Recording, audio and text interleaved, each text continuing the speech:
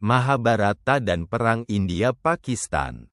Ketika epik kuno menjelma dalam konflik modern, di balik deru tank dan rudal di perbatasan India-Pakistan, ada gema yang lebih dalam, sebuah narasi kuno yang membentuk cara pikir, budaya, dan bahkan strategi konflik dua negara yang bertikai sejak 1947.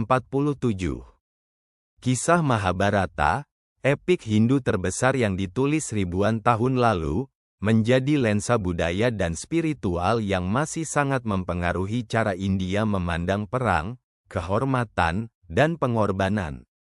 Tapi benarkah kisah Mahabharata menjadi semacam bayangan mitologis dari konflik India-Pakistan? Mahabharata, narasi perang dan dharma. Mahabharata bukan sekadar kisah kuno.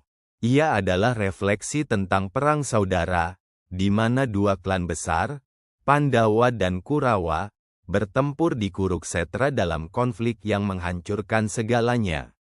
Inti dari epik ini adalah dilema moral, kapankah perang itu adil, dan apa arti dharma, kebenaran dan kewajiban, dalam kekacauan dunia nyata. Tokoh-tokoh seperti Arjuna, Krishna, dan Bhishma menggambarkan kompleksitas perang yang bukan sekadar soal menang kalah, tapi soal pertarungan batin dan spiritualitas dalam menghadapi kekacauan. Perang India-Pakistan, konflik modern yang tak pernah padam. Sejak pemisahan India dan Pakistan pada tahun 1947, konflik bersenjata telah terjadi setidaknya 4 kali, 1947, 1965, 1971, dan 1999, Kargil War. Akar konflik terletak pada sengketa wilayah Kashmir, tetapi lebih dalam lagi, ini adalah konflik identitas antara dua negara yang berbagi sejarah panjang namun kini dipisahkan oleh ideologi dan agama. India melihat dirinya sebagai penerus peradaban kuno, termasuk warisan Mahabharata. Sedangkan Pakistan memproyeksikan dirinya sebagai benteng umat Islam di Asia Selatan. Mahabharata sebagai cermin budaya dalam politik dan perang. Beberapa pengamat budaya dan politik India melihat bahwa Mahabharata secara tidak langsung membentuk narasi nasionalis India. Dalam konflik dengan Pakistan, terutama ketika membela wilayah seperti Kashmir, media India kadang menggunakan istilah atau simbol dari Mahabharata, seperti Kuruksetra modern, atau Dharma Yuddha, perang suci, untuk membenarkan posisi militer atau moral mereka.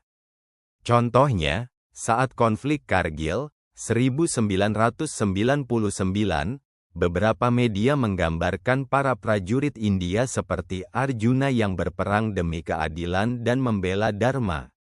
Pemimpin seperti Narendra Modi juga kadang mengutip nilai-nilai epik tersebut dalam pidato nasionalisnya.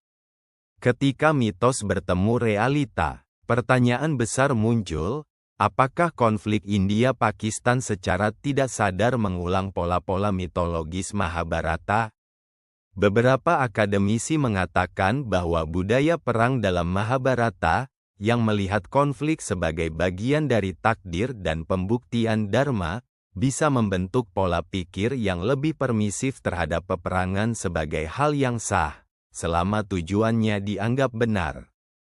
Namun, perbedaan utamanya adalah, Mahabharata adalah alegori moral, sedangkan perang India-Pakistan melibatkan nyawa, senjata nuklir, dan rakyat sipil. Potensi Mahabharata nuklir. Dengan kedua negara memiliki senjata nuklir, perang total seperti Mahabharata bisa berarti kiamat. Banyak pakar internasional menyebut konflik India-Pakistan sebagai salah satu titik panas nuklir paling berbahaya di dunia. Bayangkan jika perang seperti Kuruksetra terjadi di era nuklir, bukan panah dan pedang, tapi misil balistik dan drone tempur. Bukankah ini Mahabharata dalam bentuk paling mengerikan? Dari Kuruksetra ke Kashmir, Mahabharata tidak menyebabkan perang India-Pakistan, tapi ia menjadi narasi budaya yang mewarnai cara banyak orang India memahami konflik, sebagai pertempuran antara kebenaran dan kebatilan, antara dharma dan adharma.